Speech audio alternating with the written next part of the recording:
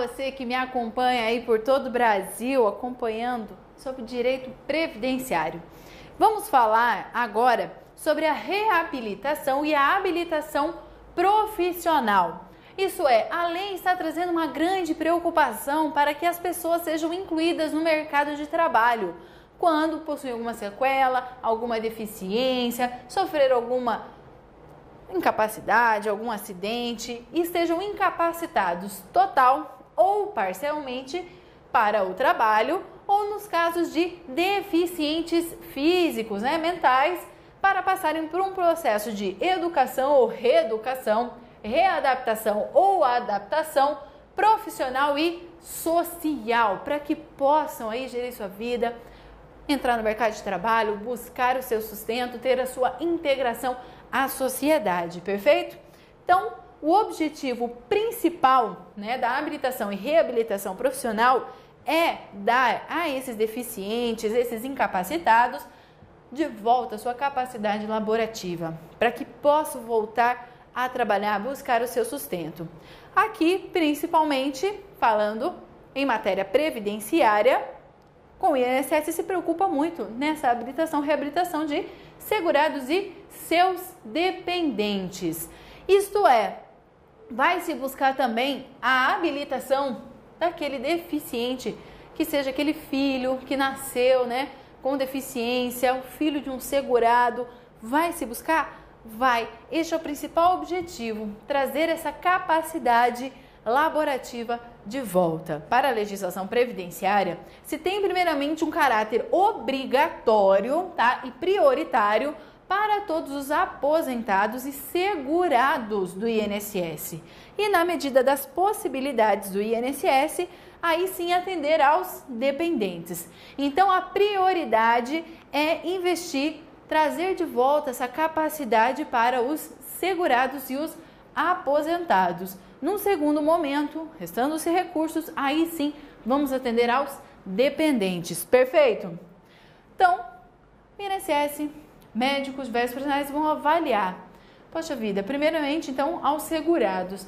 A pessoa é nova, sofreu um acidente, tem sim chances de voltar a ter capacidade laborativa, voltar ao mercado de trabalho. Então vamos primeiro prioritariamente se investir nele, tá ok?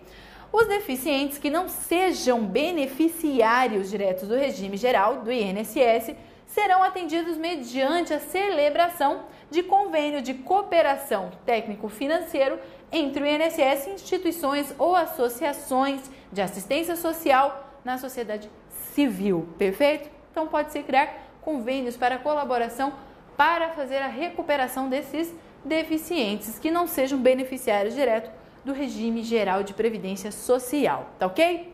Diversos profissionais colaboram para que esses recuperem a sua capacidade para essa educação, reeducação, readaptação. São médicos, fisioterapeutas, assistentes sociais, psicólogos. Então temos inúmeros profissionais que são envolvidos com essa habilitação e reabilitação profissional, esse serviço que é oferecido pelo INSS, tá ok? Inclusive, poderão ser fornecidos recursos materiais para esta reabilitação, habilitação, como próteses, órtese, auxílio transporte, auxílio alimentação, diárias, implementos para formação e treinamento profissional. Opa, pode pagar um curso profissionalizante? Com certeza absoluta. E inclusive dar instrumentos de trabalho para que ele possa começar uma nova atividade para o qual agora encontra-se capacitado.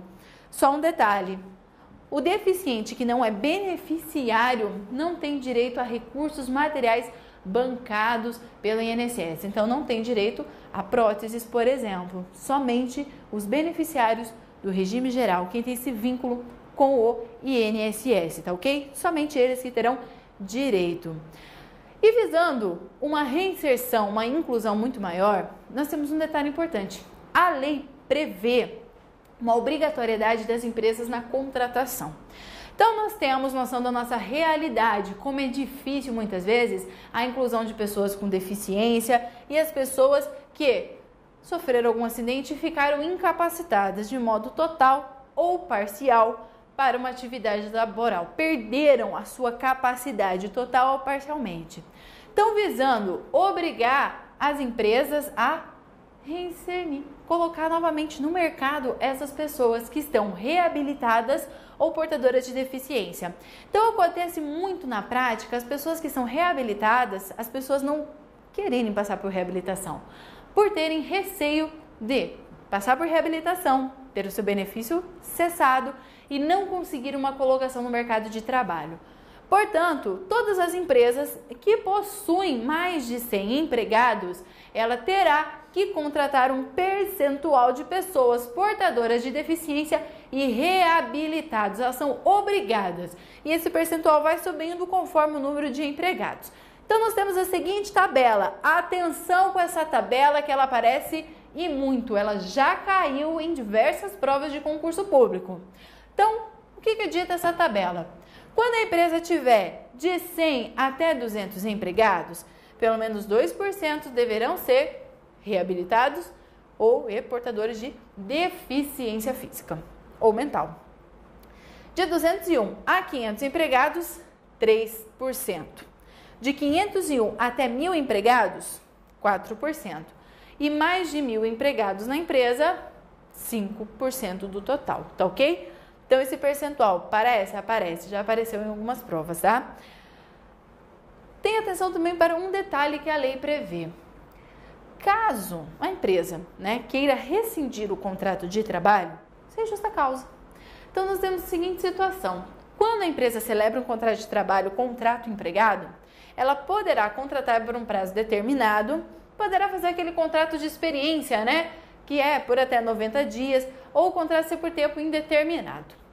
Quando o contrato é por tempo determinado, pode rescindir? Pode, mas só depois que ela contratar um outro reabilitado ou portador de deficiência, alguém para substituir aquela pessoa. Ou até quando tem também a demissão imotivada, isso é, sem justa causa, a empresa não é obrigada a ficar com o seu empregado. Ela pode mandar você embora a qualquer momento? Pode, sem motivo. Ou ela poderá dar a justa causa, quando você der algum motivo. E motivada, paga todas aquelas horas trabalhistas, indenize, etc. Perfeito. Mas, quando tem então essa dispensa do empregado reabilitado ou portador que estão nesse percentual, quando é imotivada por tempo indeterminado ou no prazo determinado, só poderá dispensar este empregado se tiver um outro nas mesmas condições para assumir o lugar. Senão, a empresa é proibida de demitir. Então, toma cuidado com este detalhe, tá ok? Agora, cuidado, se aparecer no comando da questão que este empregado foi demitido por justa causa, aí é diferente. Aí teve uma motivação para a dispensa. Aí é possível? Perfeitamente. Claro, depois ele vai contratar um outro. Mas no caso de imotivado, no momento que ele vai dispensar, ele já tem que ter alguém para substituir. Perfeito? É isso que a lei nos traz como um detalhe. Esses os principais pontos aqui da habilitação e reabilitação profissional. Vamos ver mais alguns pontos importantes dessa matéria? Me acompanha aí na tela. Toda vez que um segurado, ou um dependente vai até a Previdência Social e INSS requerer um benefício, começa a surgir ali um processo administrativo. Este processo administrativo vai ser instruído com os documentos do segurado, dependente, com o seu benefício. Vai ser analisado por um técnico, analista, um servidor do INSS, que vai deferir ou não este benefício, ou um auxílio-doença, uma pensão por morte, qual seja. Caso o servidor indefira, ou até mesmo defire, ninguém não concorde, cabe recursos. Isto é, cabe sim alguém, uma segunda opinião sobre o assunto. Não se conformando, a pessoa, o segurado, o dependente, poderá interpor então um recurso contra as decisões administrativas dos agentes, os servidores do INSS. Cabe então ao Conselho de Recursos de Previdência Social. O que é o Conselho de Recurso da Previdência Social? Ele é um órgão colegiado Então, aquele princípio disposto lá no artigo 194 da Constituição, né, da questão democrática, descentralizada, gestão, né, quadripartite, toda a sociedade participando, né, dos órgãos colegiados, tá aqui. Esse é um órgão colegiado que vai ter, sim, participação do governo e da sociedade. Ele é composto pelas juntas de recursos, pelas câmaras de julgamento e pelo Conselho Pleno, cada um com suas competências. E integra, claro, o Ministério da Previdência Social. Então, é para o Conselho de Recursos que será interpostas as decisões. Se fala na lei, então, para esse Conselho de Recursos que vai ser regulamentado. Então, como que vai ser o funcionamento deste recurso? Então, primeiro ponto, vamos supor que o segurado tenha interposto o pedido de auxílio-doença, que é onde a maioria reclama, auxílio-doença, questão da aposentadoria, que é muito indeferido. Quando ele tem esse benefício indeferido, então, no momento que ele tomou conhecimento, ele vai poder interpor um recurso ordinário. Então, vamos supor que foi negado o auxílio-doença, pois não foi constatada a incapacidade do segurado. O segurado, não se conformando com essa decisão, irá interpor o recurso ordinário, que vai parar lá na junta de recurso. Essa junta de recurso, nós temos, né, representantes do governo, temos as sociedades, trabalhadores, dos empregadores, que vão analisar o caso. Era caso realmente de indeferir ou não? Depois da junta de recurso, da decisão que ela tomar, poderá caber ainda mais um recurso, tá? Desde que a decisão que foi tida pela junta de recursos infringir a lei 8.212, 8.213, as leis que temos vigente. Regulamento, então, por exemplo, vá contra um dispositivo expresso ali no Decreto 3.048 de 99. Enunciado ou ato normativo ministerial, aí poderá ser interposto o chamado recurso especial, que irá lá para as câmaras de recurso que ficam em Brasília. Então, quando infringir lei, regulamento, enunciado, aí sim cabe o recurso especial para as câmaras. Se não, vai encerrar aqui. Se não tiver problema nenhum, em contrário à lei, em regulamento, aí encerra aqui na junta de recurso, tá ok? Essa decisão que foi tomada. E o prazo para interpor o recurso? O prazo da decisão ali é 30 dias para interpor o recurso. Interposto o recurso, o INSS terá o prazo para apresentar suas contrarrazões.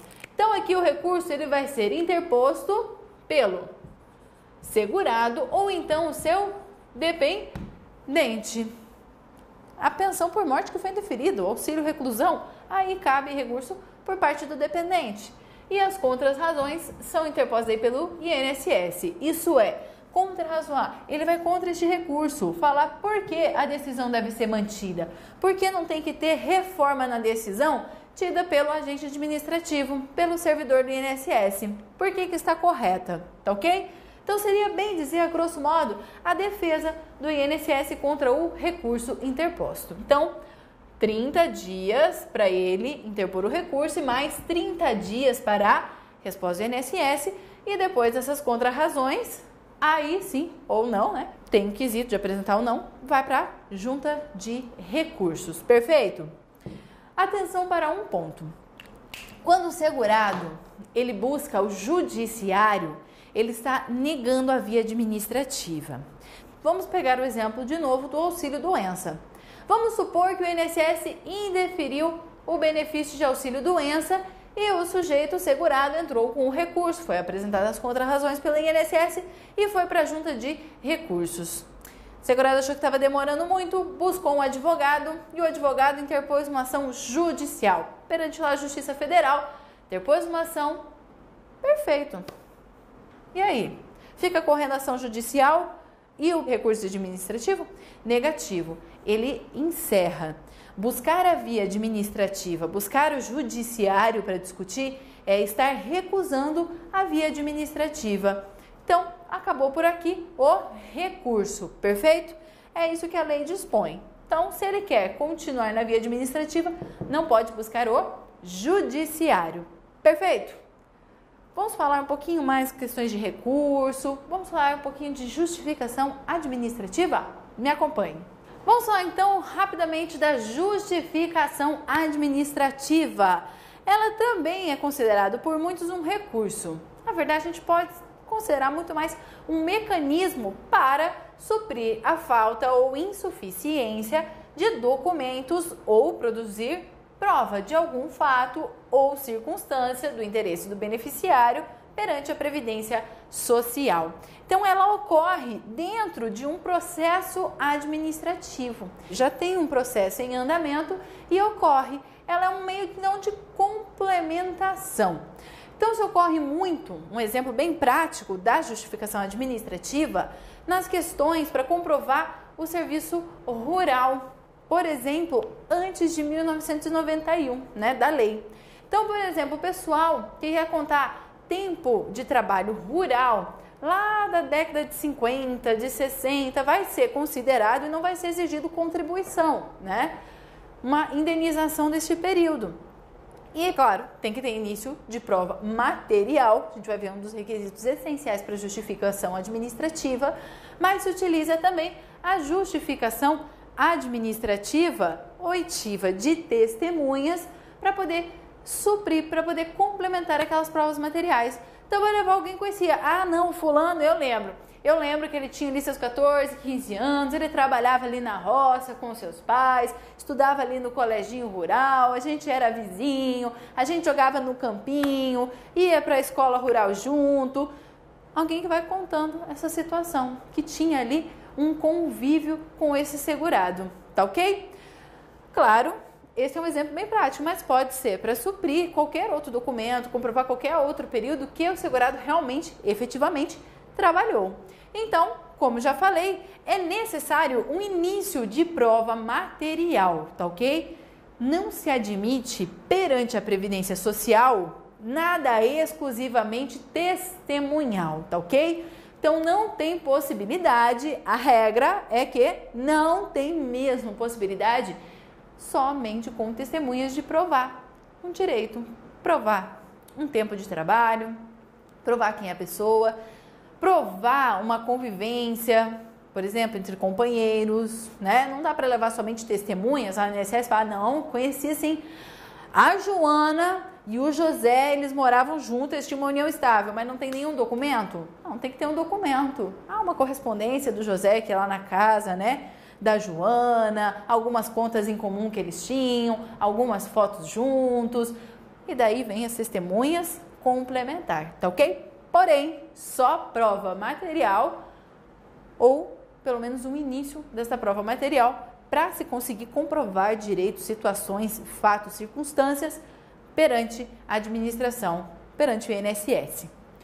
Testemunhas, quantas? No mínimo 3 testemunhas e no máximo 6 testemunhas para comprovar esse fato, suprir esta insuficiência de provas. Tem pessoas que serão proibidas de testemunhar. Está lá no artigo 146 do Decreto 3.048 de 99.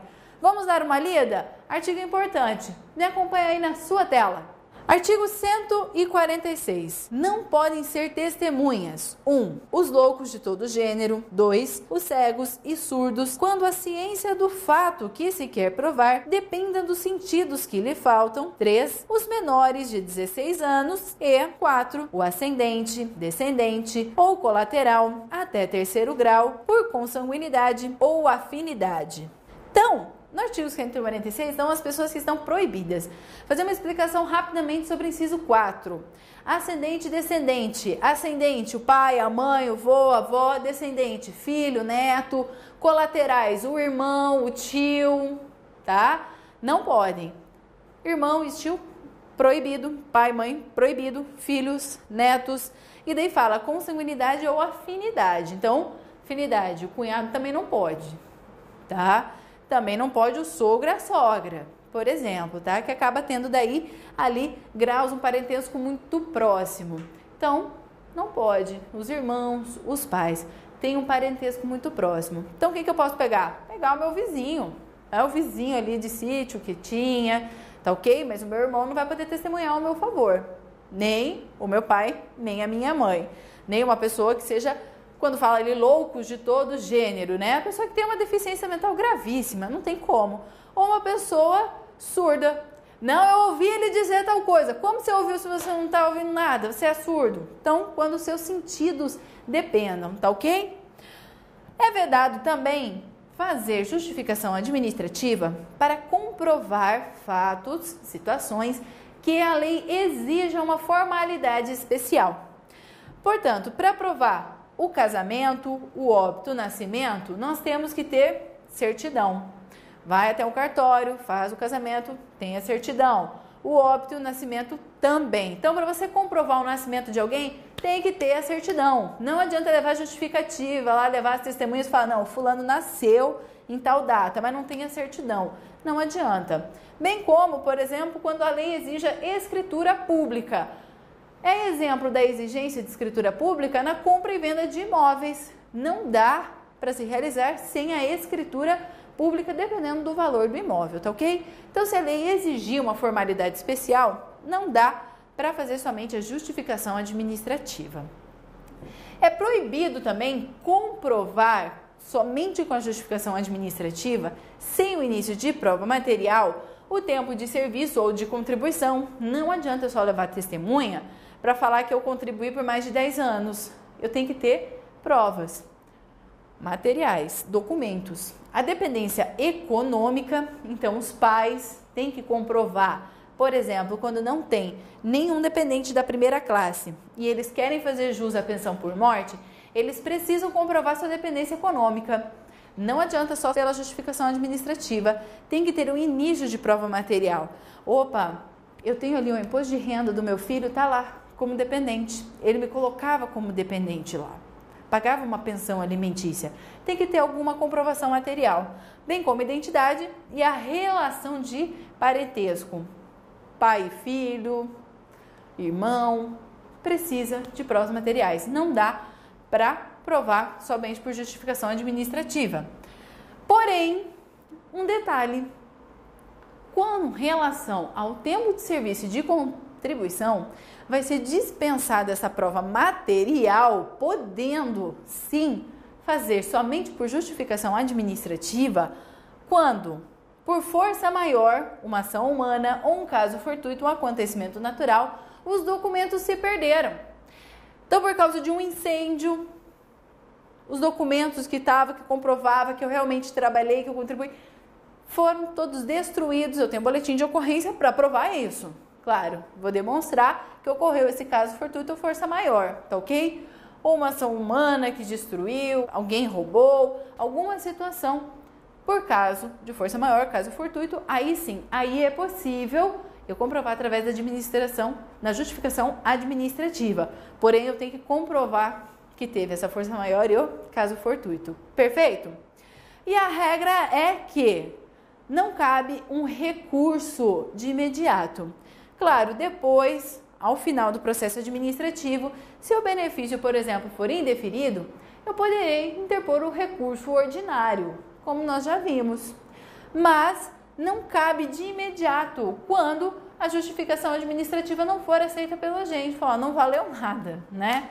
Não valeu, não comprovou, não está valendo em nada essa justificação administrativa. Eu não tenho um recurso para interpor contra ela. Eu vou poder somente fazer discussão dela num recurso ordinário ao final de um processo administrativo. Mas de plano, a regra é, não tem um recurso específico para rebater a justificação administrativa, quando ela é deferida, indeferida, aceita ou não, pelo servidor do INSS. Perfeito! Vamos testar nossos conhecimentos agora? Me acompanha aí a primeira questão na sua tela.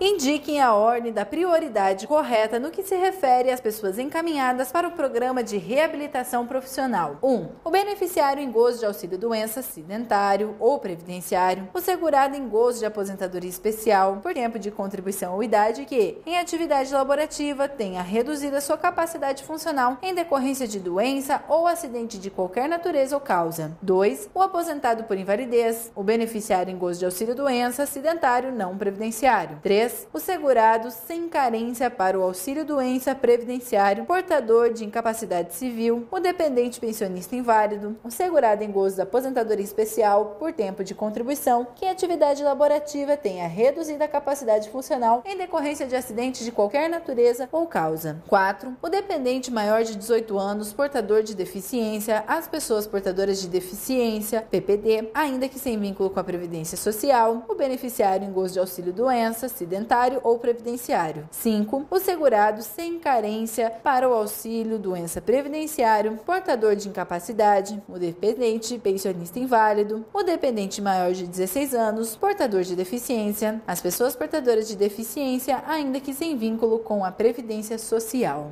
Então, a questão aqui está te pedindo para indicar em ordem, como fala, né, prioridade, as pessoas para participar de programa de reabilitação profissional. Primeiro ponto. Lembre-se sempre que obrigatório e a prioridade principal são com relação aos segurados e seus dependentes. Depois virão, né? Então, os seus dependentes vêm numa ordem depois, como consequência, depois dos deficientes, tá ok? Então, a prioridade é sempre o segurado. Então, vamos dar uma olhada? A 1 está corretíssimo. Fala daquele beneficiário, né, em gozo de auxílio-doença, acidentário ou previdenciário. Quando fala acidentário, né, ou previdenciário, está falando daquele decorrente, né, de acidente de trabalho ou até mesmo decorrente de origem comum, tá ok? Alguma outra doença ou acidente que não seja de trabalho. Perfeito, a 1 está corretíssima. Coloca um rol ali dos segurados que estão em gozo de benefícios por incapacidade. Depois vem os aposentados. Está uma ordem corretíssima. A 2, ela coloca o beneficiário em gozo antes do aposentado. Não, quem está em gozo de auxílio-doença vem antes do aposentado e fala do acidentário também não previdenciário. Pera lá, tá errado. A 3, totalmente correta. Ela já começa errada falando do segurado sem a carência do auxílio, doença, portador, né, atividade negativa. Está totalmente incorreta, não está numa ordem correta, por isso também está errada. A 4 você já mata, porque ela fala primeiro do dependente maior de 18 anos. Espera lá, não, o dependente ele vem depois.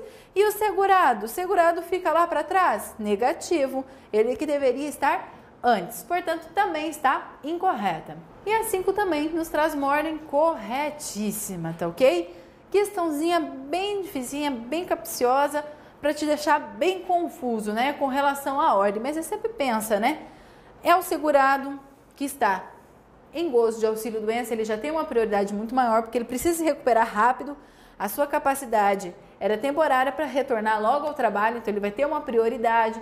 Vem os aposentados, sempre os beneficiários segurados vêm antes, depois vem os dependentes e os demais, tá ok? Próxima questão aí na tela. A propósito do processo de justificação administrativa, assinale a opção correta. A. Em qualquer hipótese, a comprovação do tempo de serviço para fins previdenciários deve realizar-se com base em início de prova material, não sendo admitida a prova exclusivamente testemunhal. B. A homologação da justificação judicial processada com base em prova exclusivamente testemunhal dispensa justificação administrativa em vista da autoridade da coisa julgada constituída. C. A justificação administrativa deve ser admitida ainda que o fato a comprovar dependa de registro público de casamento, de idade ou de óbito. D. Contra a decisão da autoridade competente do INSS, que opinar pela eficácia ou pela ineficácia da justificação administrativa, não caberá recurso. E. O processo da justificação administrativa traduz a opção legal conferida ao interessado, ainda que exista outro meio capaz de configurar a verdade do fato alegado e de sua plausibilidade. Então, aqui a questão está nos pedindo as disposições sobre a justificação administrativa. Vamos analisar? Cuidado com a A. Fala em qualquer hipótese, não vai ser admitida prova exclusivamente testemunhal para comprovar tempo de serviço e contribuição? Claro que pode. Lembra do caso de força maior, caso fortuito. A regra é não. Justificação administrativa, ela só complementa, só supre a falta de alguma documentação, de provar algum fato. Mas nos casos de força maior, caso fortuito, vai ser admitida exclusivamente testemunhas, tá ok? É uma exceção à regra. Cuidado com as palavras que limitam a questão, em qualquer hipótese, sempre, porque em geral, no direito, a regra tem sua exceção. A B está incorreta, pois a homologação judicial não supre a justificação administrativa, como fala, tá? Exclusivamente testemunhal. De nada adianta somente a homologação judicial da justificação administrativa. Isso perante a Previdência, perante o INSS, administrativamente não tem validade, tá ok? Isso é, se tem homologação só lá na Justiça, foi comprovada a testemunha só judicialmente, para o INSS não tem valor. A sexta é incorretíssima, né? Se depender de registro público, isso é de uma forma toda especial. Certidão, né? A lei prevê uma formalidade especial, certidão de nascimento, casamento, para comprovar a idade, o óbito, não é válido a justificação administrativa para comprovar fato que dependa uma certidão, uma formalidade especial. Portanto, incorreta. A D está corretíssima. Lembra que a gente falou? A regra que não tem recurso. Então, aceitando ou não aceitando, dando eficácia ou não essa justificação administrativa, não cabe um recurso direto contra essa decisão. Depois, lá no final, pode até ser discutido em sede de recurso ordinário, mas, em regra, não tem recurso cabível contra a justificação administrativa. Portanto, corretíssima a alternativa D. E a E está incorreta, pois, se existem outros meios para comprovar, não há necessidade. Então, a justificação não traduz ali uma opção legal conferida, como fala, né? Ainda que exista outro meio capaz. Se existe um outro meio capaz de comprovar o fato, se prova por outros documentos, né? Por exemplo, a contribuição. Tem todos os carnês? Para que fazer justificação administrativa? Não pegou fogo, não é caso fortuito nem nada? Está comprovado, então não há necessidade, tá ok? Portanto, aqui, letra D, a correta. Encerramos aqui, né, o nosso encontro sobre justificação, recursos, processos e nos vemos numa próxima. Até mais!